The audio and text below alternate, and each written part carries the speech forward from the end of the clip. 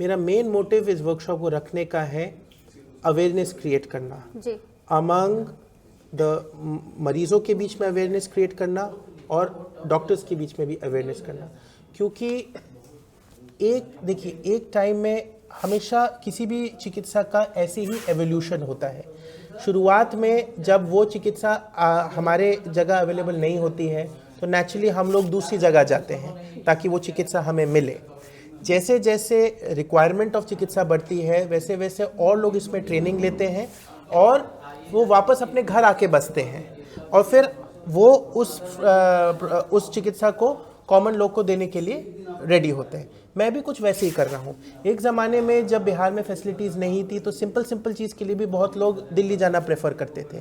फिर पिछले 10 साल में आपने देखा है कि कार्डियोलॉजी डिपार्टमेंट रैपिडली इस्टेब्लिश हुआ है, बहुत अस्पताल भी अब आ गए हैं, बहुत सारे टर्शियरी केयर हॉस्पिटल्स के ब्रांचेस भी अब पटना में हैं।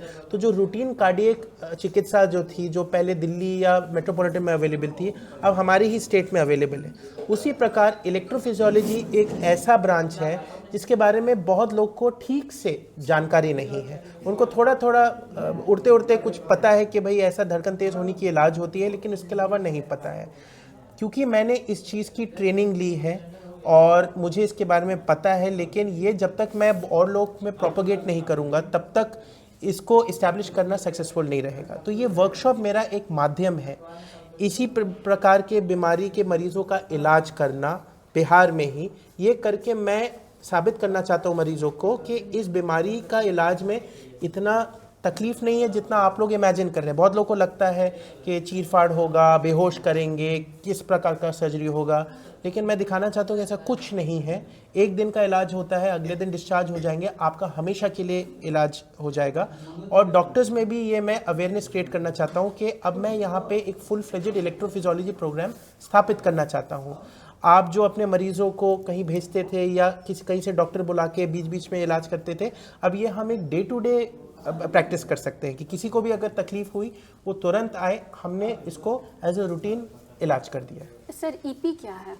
इलेक्ट्रोफिजियोलॉजी इसका फुल फॉर्म होता है।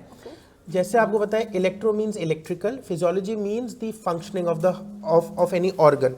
तो बेसिकली क्या होता है, हार्ट में एक इलेक्ट्रिकल सिस्टम होता है जिसके द्वारा हार्ट जो धड़कता है ना हमारा, इसके लिए दो चीज़ें रिक्वायर्ड होती हैं। एक तो एनर्जी रिक्वायर्ड होती है, ऑक्सीजन ब्लड सप्लाई जो होता है वो हमारे हार्ट के आर्टरीज से उसको मिलती है। लेकिन हार्ट को कितना ही अच्छा ब्लड सप्लाई मिले वो तब तक नहीं धड़केगा जब तक उसको एक इलेक्ट्रिकल सिग्नल नहीं मिलता है। ये इलेक्ट्रिकल सिग्नल हार्ट में ही बैठा हुआ एक यंत्र से आता है जिसे पेसमेकर कहते हैं।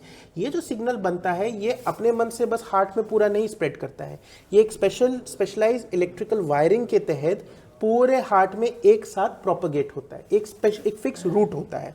तो अगर दिल को 70 बार धड़कना है एक मिनट में, 70 सिग्नल निकलेंगे और दिल 70 बार धड़केगा। कभी कभी क्या होता है कुछ मरीजों में, तेरा हार्ट के मसल के अंदर कुछ एक्स्ट्रा सिग्नल्स होती हैं जो इलेक्ट्रिकली एक्टिव होती हैं।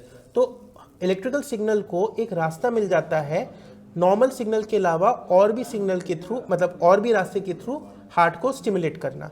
कभी कभी क्या होता है, नॉर्मल पाथ और एक्स्ट्रा सिग्नल के बीच में एक लूप बन जाता है। तो इलेक्ट्रिकल सिग्नल जो है वो एक इनसेसेंट लूप में ऐसे घूमने लगता है, जिसके कारण अचानक से दिल की धड़कन बहुत तेज़ हो जाती है। हमारा मकसद है इलेक्ट्रोफिजियोलॉजी टेस्ट करना, इलेक्ट्रोफिजियोलॉजी स्टडी, जिसके थ्रू हम लोग पता लगाते हैं कि मरीज़ के दिल की कहाँ पे एक्स्ट्रा सिग्नल है। और जब हम एक बार पता लगा लेते हैं कि एक्स्ट्रा सिग्नल कहाँ पे है, हम लोग उसका हमेशा के लिए ट्रीटमेंट भी कर देते हैं। दिस टेस्ट इज़ बेसिकली, ना बेहोश करते हैं ना कोई ओपन हार्ट सर्जरी करते हैं। हम लोग पैर के नस के द्वारा छोटे से वायर्स हम लोग दिल के अंदर बिठाते हैं और बाहर ये वायर कंप्यूटर से कनेक्टेड होते हैं और हम लोग कंट्रोल्ड इन्वायरमेंट में धड़कन को तेज़ करते हैं और फिर हम लोग हार्ट की अंदर की सिग्नल्स को स्टडी करते हैं। इससे हमको ये पता चल जाता है कि वो एक्स्ट्रा सिग्नल कहाँ पे है। Heart is a big organ, that extra signal can be anywhere. एक बार हमको लोकेशन पता चल गई तो हम एक और छोटा सा वायर ले जाते हैं वेन के थ्रू और उस एक्स्ट्रा सिग्नल के अगेंस्ट रख के उस टिप में जब गर्माहट देते हैं, एक छोटा सा एरिया ऑफ द हार्ट, इतना छोटा, हमेशा के लिए डिस्ट्रॉय हो जाता है। इससे करने से वो एक्स्ट्रा सिग्नल खत्म हो जाता है, तो जो करंट लूप में जो घूम सकता था वो नहीं होता है। सो नॉर्मल उसका जो रास्ता है इलेक्ट्रिकल सिग्नल का रिस्टोर हो जाता है। तो सर जब ये होता है तो मरीज को क्या क्या सावधानियां बरतनी पड़ती है? नहीं, जब ये इलाज हो रहा है तो मरीज तो जगे रहते हैं, हम मरीज से बात भी करते हैं, मरीज को कोई पेन नहीं होता है, उनको कुछ हुआ भी है पता नहीं चलता है। एंड वंस ये इलाज हो जाता है, हम लोग 1 से 3 महीने तक फॉलोअप करते हैं। जैसे मैंने आपको बताया, एक्स्ट्रा सिग्नल को परमानेंट क्योर से पहले दबाने के लिए हम कुछ दवाइयाँ देते हैं, जो अगर मरीज ईपी नहीं कराना चाहता है तो ज़िंदगी भर दवाई पे रह सकता है। लेकिन ज़िंदगी भर दवाई पे रहने के बावजूद भी इन मरीजों को ब्रेक थ्रू एपिसोड्स हो सकते हैं। ब्रेक थ्रू का मतलब दवाई देने के बावजूद भी एक्स्ट्रा सिग्नल नहीं दबा और धड़कन तेज़ हो गई।